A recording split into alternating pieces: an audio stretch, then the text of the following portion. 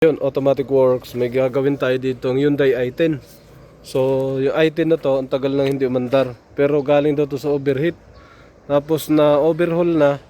Ngayon, apat na patakbuhan lang daw, hindi na gumana. Ayan. Yo, what's up? Welcome back to my channel, Automatic Works.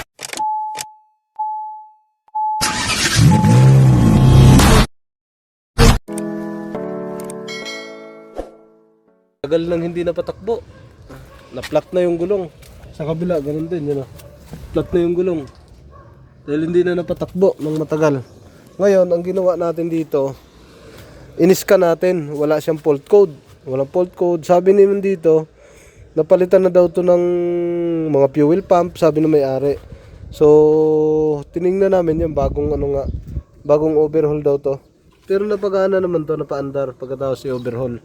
And tingnan natin kung saan manggagaling ang sira nito. Ngayon, na-check na natin. And check ulit natin yung fuse tsaka relay. Baka dito lang nagkaroon ng problema. Pero yung ECU nito kasi may kaldag siya sa reverse tapos sa drive, tiningnan na rin namin. Ang problema naman sa ECU, sunog. Kaya ginawa muna namin. Ginawa ko muna yung ECU. And on natin susi, may check engine. May check engine siya pero hindi ko naririnig na may ugong yung na naugong yung fuel pump. Pero double check lang natin baka kasi nandito lang ang sira sa fuse o relay, ganun. Naka-on na susi. Ayan na. Pagka mag-check tayo ng sasakyan, basic lang muna. Unahin natin muna fuse. Pagkatapos sa fuse, relay naman, tapos tingnan natin yung yung pattern niyan. Yung diagram, ignition, battery, ignition, battery, ECU, radiator fan, aircon, start, tapos radiator fan 2, tapos ito, blower, tapos ito,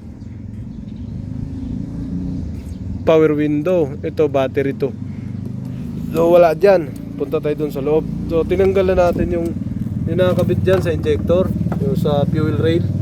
Yan, pinalabas natin para makita natin pag crank kung may gasolina dito, mapupuno yan, magkakaroon ng laman. Pasok tayo sa loob. Dito sa loob. Goods naman doon, no? Dito tayo, sa ilalim. Aroy, eto na. May diodes. Ayan na, ito. Ito yung i10 2009. Yan. Yan, bakit walang walang gumagana. Walang gumagana sa fuse. Yan, wala naganang ikat natin ito. Walang nagana. Yan na, ulit. Isa, naka-on na yan ha. Dalawa. Walang gumana mga sir. Walang gumana sa fuse. Uy, trace natin to. Check natin yung fuse, buo lahat mga sir. Tanggal tayo dito. Doon tayo sa loob. Harap. Doon sa likod. Likod. Ano? Likod tayo. Sir, pinuntahan na namin yung fuel pump. Ito na yung pump mismo, yung supply. Ground tsaka positive. Yan. Yung dalawang malalaki. Yan. Ngayon pa-start ko kay pare. Start mo pre. Wala, hindi umilaw. So ibig sabihin may problema to. Hanapin natin kung saan nagpunta. So nagawa na natin ng box. Okay na. Ito naman ang problema natin. Okay. Try some troubleshoot ulit tayo. Ayaw pa rin niya umandar mga sir. Yan, wala lumalabas na gasolina dito. Tinignan na natin yung fuel pump. Walang kuryente. So tingnan natin muna rito. Nagdagdag daw sila ng ground dito. Naka-on. 12 volts yan dito dapat sa gilid. Yan, 12 volts. Yung kabila doon sa gilid, 12 volts yan pag on. Kasi galing dito yan. 12 volts. Ayun, buo. 12 volts. Ito naman, wala. 0. Ito naman, 3.4. Yun. 3.4 nandito. Ngayon, saksakan natin yan. Maari kasi dyan, ang isa niyan, kung hindi ground, ang isa niyan papuntang fuel pump. Ayun. O dito pa lang, alam na kaagad natin. Hindi yung tingnan natin spark plug, tingnan natin yung fuel pump. O kasi marami daw itong tiningnan na. Tapos dito nagdagdag na. Spark plug, tiningnan na rin. Fuel pump, tiningnan na rin daw yan. So dito lang muna tayo. Babasahan ulit natin. Ito na, naka-off yan sir. Naka-on. Naka-off. On lang. Pag naka-off yan. 12 volts, naka-on. Off mo.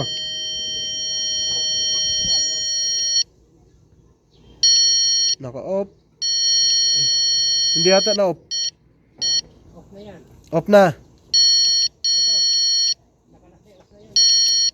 Yan, naka-off. Yan ang naka-off. Nagga-ground yan. Ayan o. Ground na siya. Ibig sabihin naka-off na yan. So, ang testingan natin, ito lang o. Yung wire na maliit sa gilid o. Yan. Yan ang off. Ground talaga siya. Tapos ito, ground din. No signal. No signal lang isa. Ayan o. Okay. Ngayon, on mo sir. On. Pag in-on yan, magpa-positive yan. Energize galing on. Yun. Yun. 12 volts. Okay, good yan.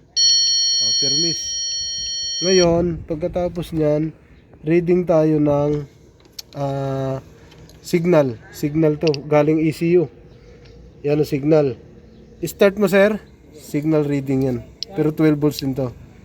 Okay? Start ko Ayun. Buo. Up. Good. Buo. Ngayon, trace na natin yan. Isa-isa. Pababa. Kung saan pumunta. Same boy na yung galing Oo, ECU. okay na. Oo, buhay na. Titingnan natin kung saan tumama yan. Papunta ron sa likod. Okay. Ito na mga sir. Ito, galing na to ng fuel pump. Papunta doon sa ilalim. Saksakan natin. Ito yung galing sa ECU. Yan. 12 volts galing ECU yan yung gilid. Yan. Basahan natin. Pag nag-buzzer, ito yung supply ng pump. Hindi nag-buzzer.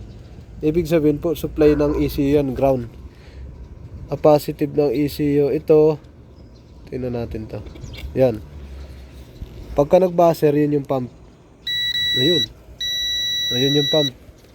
So yung wire na yan, pag sinunda natin, Buo yan. Buo yung ito. linya niya. Ito yung wire. Napapunta ron, no? Yun. Sa fuel pump. Yan. Okay. Ngayon, ang gagawin natin, yun, ito na. Sumirit na siya mga sir. Nakita na may-ari. Kanina, walang Dapat kasirit-sirit. green Ayan yan na. eh. Ba't ganun? Hindi, matagal na kasi yan. Stock, okay. Powerful yung ginawa natin na yun. Okay, saksak natin yan. Ito yung kanina, binuksan natin dyan. Ayaw talaga niya. Pero ngayon, okay na siya mga sir. Testingin natin. On. Start.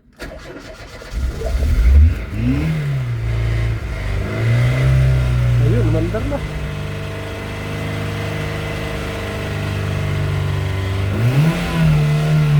After 1 year, umandar din. Ayun, oh. Nabuhay na.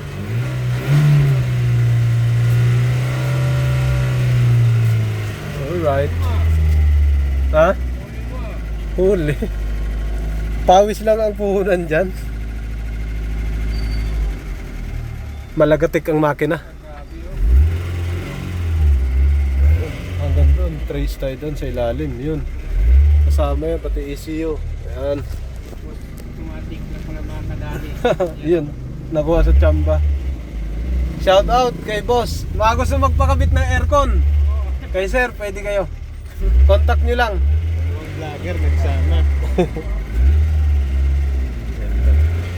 Nagpa-vlog din siya. Meron din po yan. Malagatik. Let's go Automatic Works. Magkakabit tayo ng LED. Yun, ito galing kay Boss Jimmy. Dito natin ikakabit mga sir. Ipapalit natin siya sa ilaw ng Nissan Patrol 2002 model. Tatanggalin natin to. Tapos ito ang ikakabit natin. Magandang ilaw to mga sir.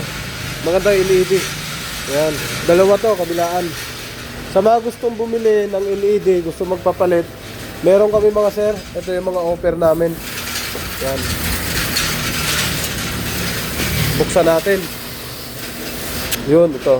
Ito na yung LED na ikakabit natin. Para napaka-hybrid nito. Parang ngayon lang ako nakakita mga matitigas, oh. Mga bakal na yung nandito. Tsaka malaki yung ilaw niya mismo. Ayan, malapad. Tapos, nakapan na rin siya. Iwas init, yan oh. Nakapan. Meron din tong ano, merong hibla. Meron din tong merong may hibla. Yung parang gano'n, no? Parang ganito. Meron din, pero yun ang ginamit ko kasi mas malakas yun. Sa mga gustong magpakabit, dito lang yan sa Automatic Works, Tapia. Yan, dito yun. Gusto nyo magpakabit ng Kinetic. Alright, dito to para doon. Tapos mamaya, may kakabitan naman kami Elantra. Ganito rin. 330 watts. Ilang lumens kaya to? Lumens. Lifespan, 50,000 hours.